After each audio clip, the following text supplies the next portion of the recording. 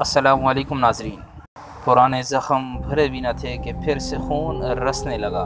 شیخ الحدیث مفتی محمد نعیم رئیس جامعہ بن نوریہ العالمیہ کی وفات کو انتقال کو چند ہی گھنٹے گزرے تھے۔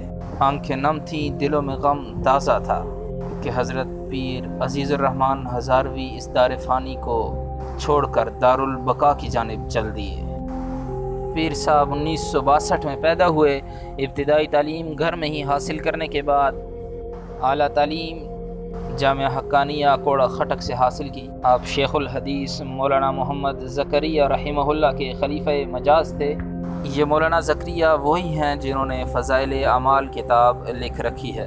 عزیز الرحمن صاحب ہزاروی نے 14 سال مولانا غلام غوث ہزاروی کی خدمت کی۔ اس کے بعد اسلام آباد راولپنڈی کے قریب ترنول میں جامعہ زکریا دارالعلوم زکریا قائم کیا۔ اپنے جامعہ کا نام بھی اپنے شیخ کے ہی نام پہ رکھا۔ میدان سیاست میں مولانا فضل الرحمن کو اپنا قائد تسلیم کیا اور جمعیت علماء اسلام میں شمولیت اختیار کی۔ آپ جمعیت کے مرکزی جنرل سیکرٹری تھے۔ ملک بھر میں جہاں جب بھی علمی اور دینی مسائل سامنے آئے تو آپ نے ان کے سامنے ڈٹ کر مقابلہ کیا۔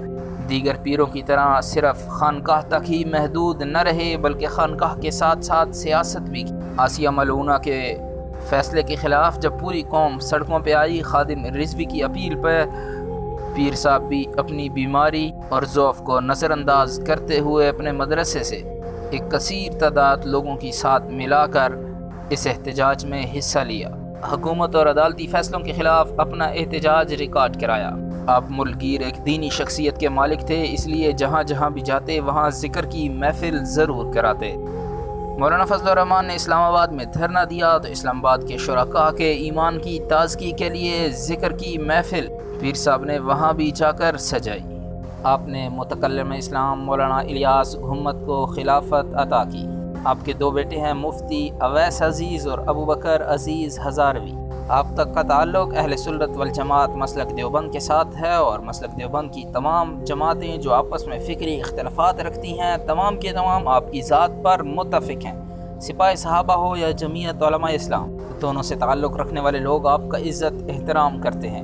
طریقے ختم نبوت میں آپ کا کلیدی کردار رہا۔ کافی عرصے سے آپ کی طبیعت خراب رہنے لگی تھی، ضعف اور بیماری تھا، اس کے باوجود آپ نے علمی مشاغل نہ چھوڑے تھے۔ آپ نے اپنے بیٹوں کو وصیت کی تھی کہ میرے ذمے کوئی قرض نہیں ہے اور جامعہ کے معاملات اور امانتاً جو بھی رقومات تھیں وہ تمام کی تمام آپ لکھ کر چھوڑ گئے۔ 23 جون 2020 کو آپ انتقال کر گئے۔ آپ کے انتقال پہ ملک بھر کی سیاسی، سماجی، علمی شخصیات نے گہرے دکھ اور غم کا اظہار کیا۔ آپ کا نماز جنازہ آپ ہی کے جامعہ دارالعلوم زکریا میں 23 جون کو 6 بجے ادا کی گئی۔ عوامی اجتماعات پہ پابندی کے باوجود لوگوں کی کثیر تعداد نے آپ کے جنازے میں شرکت کی۔ اللہ پاک آپ کی مغفرت فرمائے اور اعلیٰ مقام عطا فرمائے، آمین۔ مزید عظیم شخصیات کی بایوگرافی جاننے کے لیے ہمارے چینل سے جڑے رہیے۔ اللہ حافظ۔